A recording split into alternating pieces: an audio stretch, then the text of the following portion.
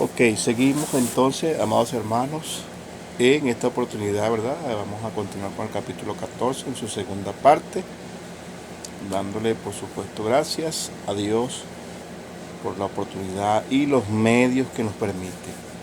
Ok, eh, hablamos en la parte anterior, ¿verdad?, acerca de estas guerras.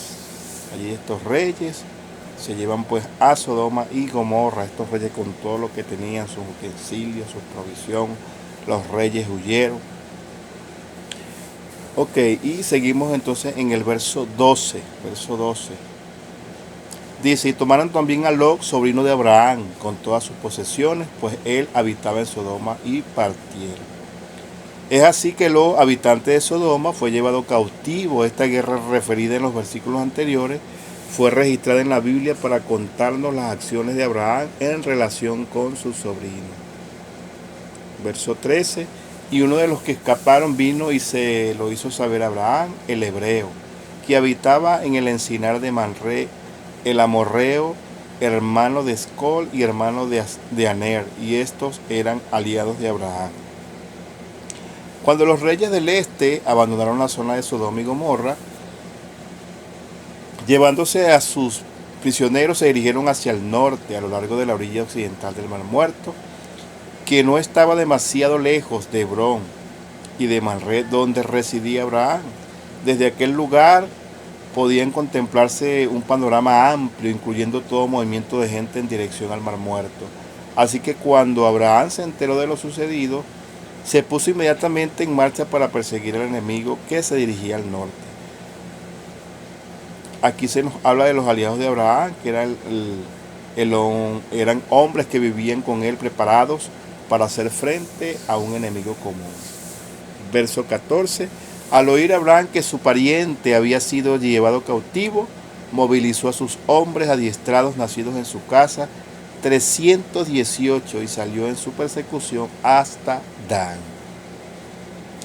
Esta descripción sorprendentemente nos revela la extensión de las posesiones de Abraham y la cantidad de sirvientes que tenía el patriarca. En su residencia familiar podía disponer de 318 hombres armados. No sabemos cuántos más habrán tenido que no pudiesen manejar sus armas. Entre ellos habrían de calcular las mujeres, los niños y las personas de edad avanzada. El elevado número de trabajadores nos indica la magnitud de aquella empresa del patriarca dedicada a la cría de ganado, vacuno y de ovejas. Pues así que el grupo armado avanzó hacia Dan, es decir, en dirección al norte. Verso 15.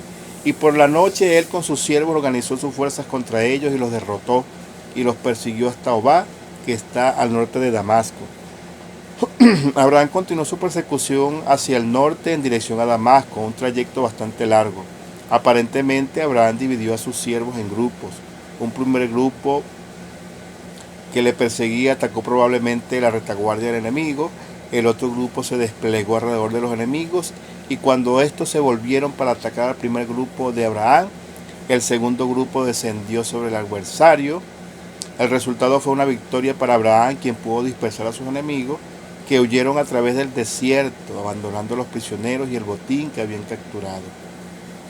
Verso 16.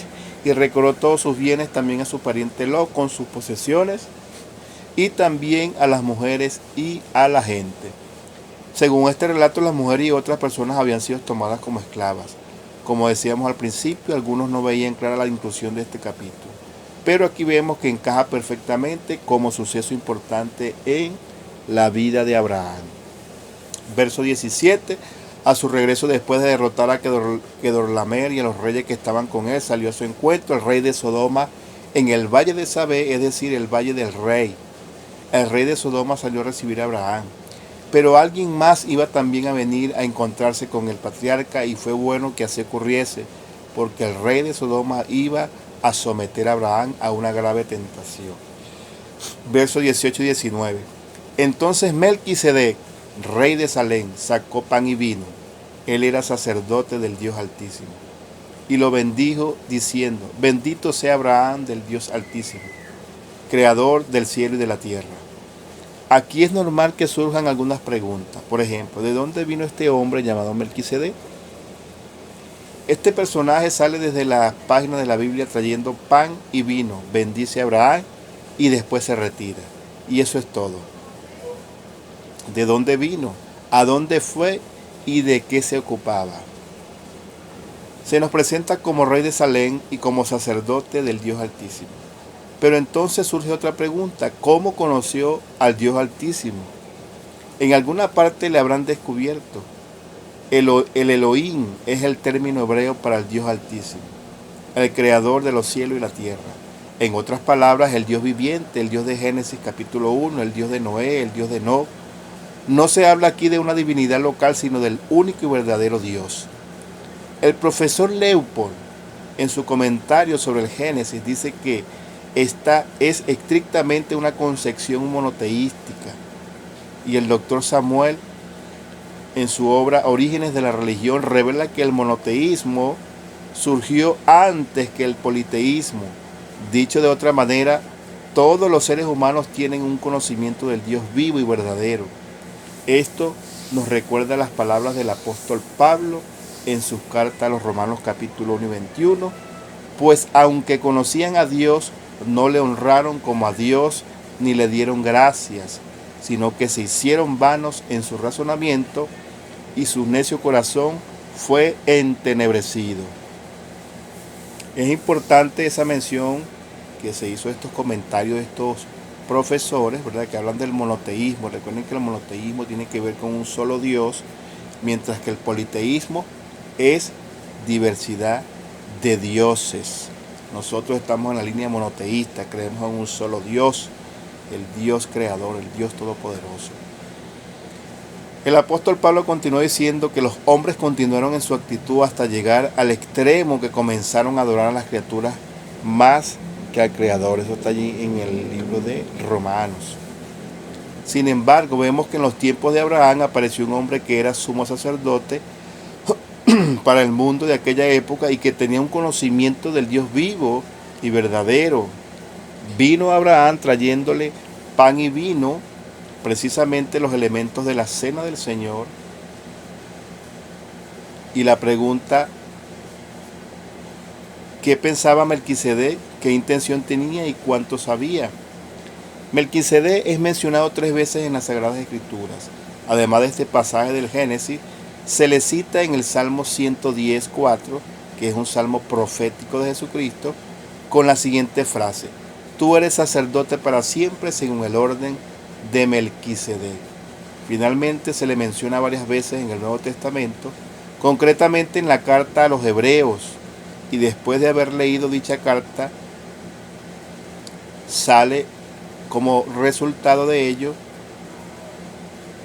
por qué en el libro del Génesis no se dice nada sobre su origen ni de sus padres.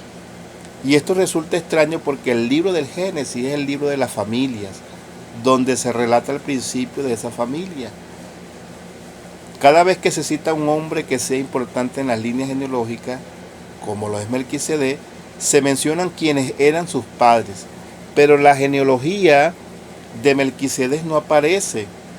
El escritor de la carta a los Hebreos, que acabamos de citar, aclara que el motivo por el que no hay una relación del padre o la madre de este personaje, ni información sobre el principio o el final de su vida, se debe a que el sacerdocio de Cristo es su origen.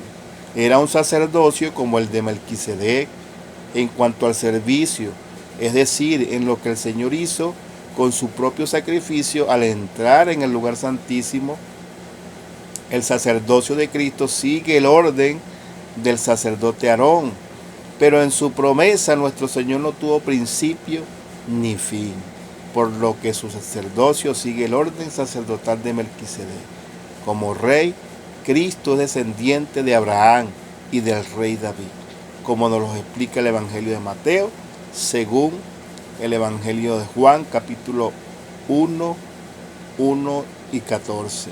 En el principio existía el Verbo, y el Verbo estaba con Dios, y el Verbo era Dios, y el Verbo se hizo carne y habitó entre nosotros, y vimos su gloria, gloria como del unigénito del Padre, lleno de gracia y de verdad.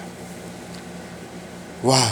Interesante, ¿verdad?, acerca de este rey rey de Salem, Melquisedec, ¿sí? Sacerdote del Dios Altísimo.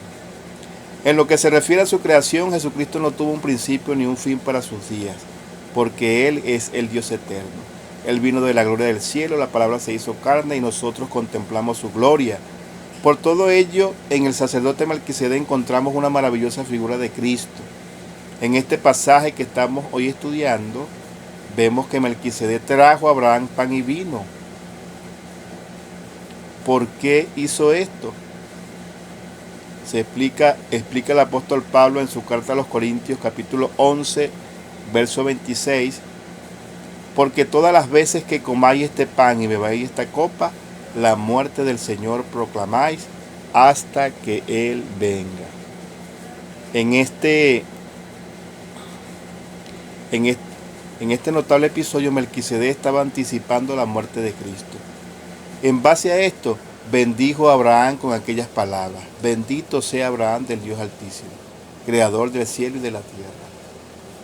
Aquel hombre era el sumo sacerdote del mundo de aquella época. El Señor Jesucristo es el sumo sacerdote para el mundo actual. El Señor Jesús es sacerdote de acuerdo con el orden sacerdotal de Melquisedec, tal como es presentado aquí en este pasaje. No según el sacerdocio de Aarón, porque Aarón era sacerdote solamente para el pueblo de Israel y solo para aquel tabernáculo. Veamos qué dice el versículo 20. Y bendito sea el Dios Altísimo que entregó a tus enemigos en tu mano y le dio a Abraham el diezmo de todo. Abraham ofreció su diezmo, es decir, la 10ª parte del botín, a Melquisedec, anticipándose a las reglas que determinó Moisés más tarde, por indicación del Señor. Esta práctica sería incluso bastante común entre pueblos de la antigüedad como los sirios, fenicios, cartagineses y otros. De esta manera, Abraham estaba reconociendo delante del rey de Sodoma y de los habitantes de esa región el rol sacerdotal de Melquisedec y su plena sumisión a Dios. Verso 21. Y el rey de Sodoma dijo a Abraham: dame las personas y toma para ti los bienes. Esta fue una verdadera tentación. De acuerdo con el código de Hammurabi, ley de aquel tiempo, Abraham tenía todo el derecho a disponer del botín e incluso de las personas. El rey de Sodoma era astuto y malvado, y así Abraham hubiese aceptado su propuesta, cuando la gente hubiera visto luego sus inmensas riquezas, atribuyéndolas a Dios. Aquel rey podría haber presumido de haber sido él quien había enriquecido a Abraham. Sabiendo esto, Abraham rechazó la oferta, versículo 22 al 24. Y Abraham dijo al rey de Sodoma: he jurado al Señor Dios Altísimo, creador del cielo y de la tierra, que no tomaré ni un hilo ni una correa de zapato, ni ninguna cosa tuya, para que no digas: yo enriquecí a Abraham. Nada tomaré excepto lo que los jóvenes han comido y la parte de los hombres que fueron conmigo, Aner, Escol y Manre. Ellos tomarán su parte. Abraham había recibido una saludable influencia durante el encuentro y la bendición recibida por Melquisedec, que fue una buena preparación para enfrentar la presión de una tentación. Si estamos dispuestos, Dios siempre nos preparará para el momento de la prueba o la tentación. El apóstol Pablo, en su primera carta a los Corintios, capítulo 10, 13, dice que Dios nunca permitirá que seamos tentados más allá de lo que podamos soportar. En un plano ya espiritual, si Abraham hubiera aceptado aquel botín de guerra o recompensa que le ofrecía el rey de Sodoma, hubiese sido como reconocer su sumisión ante aquel rey, lo cual era irreconciliable con su misión con Dios, a Dios, manifestada con la ofrenda que había previamente entregado a Melquisedec. Solo aceptó la parte correspondiente a los gastos de los hombres que habían ido con él. Y fue así como venció la tentación y dio testimonio de su fe al rey de Sodoma. Amados hermanos, hasta aquí el capítulo 14, interesante, ¿verdad? Acerca de la posición firme de Abraham, de reconocer a Dios como su Señor y Salvador, a reconocer a Dios como su estandarte obediencia allí, ¿verdad? En ese pacto, el obediente temeroso del Señor. Importante para nuestras vidas también. Así que nos vemos en el próximo capítulo, amados hermanos. Que Dios les bendiga, Dios les guarde y muchas bendiciones.